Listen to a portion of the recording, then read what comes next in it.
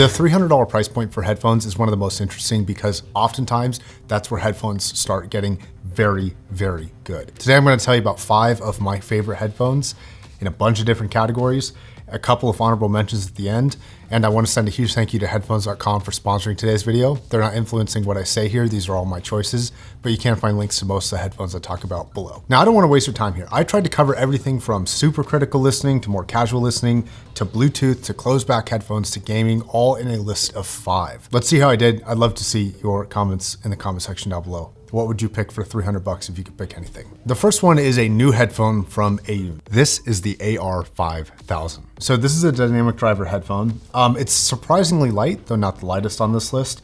And this is a really impressive headphone. When I first reviewed it, I was really impressed with how well Aukey did for a first headphone. Not only not really making many critical errors with this headphone, but also just straight up competing with a lot of what exists in this area already. Now, of the headphones on this list, I do think this is a little bit more tailored to casual listeners who want just an enjoyable, easy to listen to headphone. And the tuning of this headphone really tailors to that type of listening. It's sort of V-shaped. It's a little bit more kind of in line with more generic music. That's not to say it does poorly in other areas. And it also has a secondary benefit of being really good at gaming because it has a pretty wide soundstage. Now, it's not the most detailed on this list, but I think that most people coming from lower end headphones or just non-audiophile headphones would be really impressed by the amount of detail that comes out of this. It's a pretty good overall headphone. Again, not too many faults with it. I really like this thing a lot. It seems to fit a lot of heads. It's very comfortable and it's surprisingly well built and looks a little bit different than a lot of other stuff on the market. I quite like it. Headphone number 2 is a limited headphone, so you'll only have a certain amount of time to pick this up until they sell out. They're making 1,000 units of these. This is the R70X Refine. It's an Audio-Technica and Opus collaboration. This is an ultralight headphone at only 209 grams.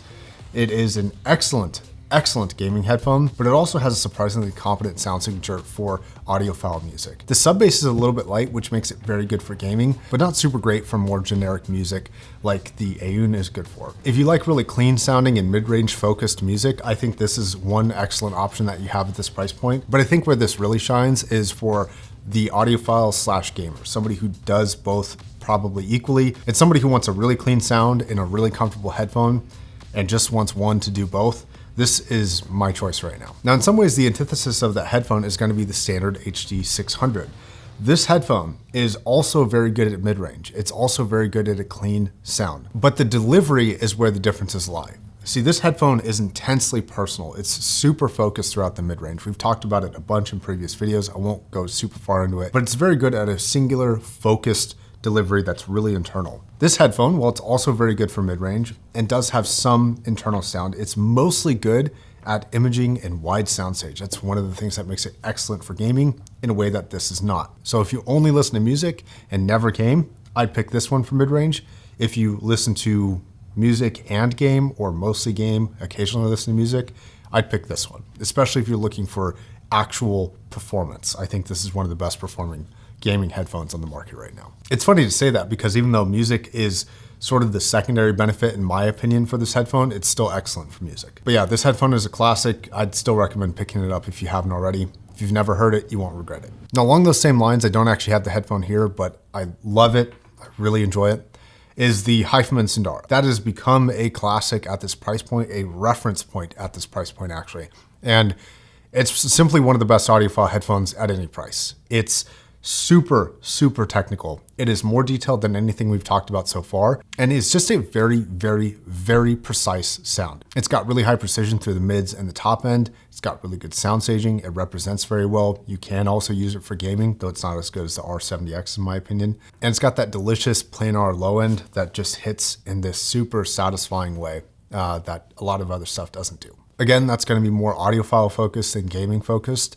But yeah, it's usually on people's top recommendations for $300, and there's a reason why. It's really good. All right, number 5, the Aukey Maxwell. This headphone is not without its faults, but it ends up covering a lot of categories. For sound alone, this is one of the best closed-back headphones at this price, wired or unwired. So not only is this good for audiophile music if you are just listening to this headphone as a headphone, but it's also really good for gaming, and it's also really good for both of those as a closed-back headphone, and a wireless one on top of that.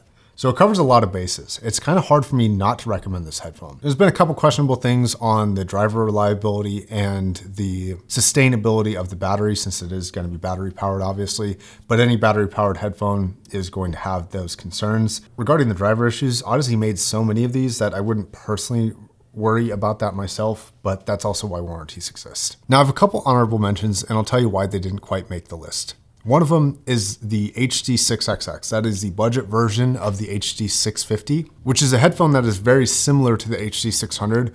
And you save about $100 going with that headphone over this one. The only reason why I recommend this one over that is I just think it sounds a little bit better. And if you have $300 to spend, I would rather get this one personally than that one. Though if you're on a budget, the 6XX is really, really good. Number 2 is Bose Quiet Comforts.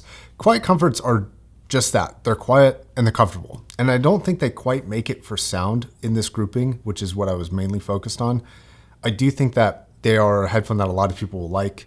I have no problems recommending them. The third is actually going to be AirPods Pros 2. I just think that's a really well-performing IEM. It's got great noise cancellation, pass-through modes that are excellent, and just a pretty solid overall sound. It's actually a headphone that I personally just use every day for things like working out, mowing the lawn, anything that needs like an isolating wireless experience.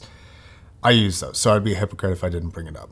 All right, that's gonna be my list. Thanks for watching. Thanks headphones.com for sponsoring this video. You can find links down below. They have an excellent online store. If you are looking for any hi-fi equipment, whether it's headphones, speakers, amplifiers, DACs, almost anything and everything hi-fi wise can be found on their website. They have great customer service, rewards points.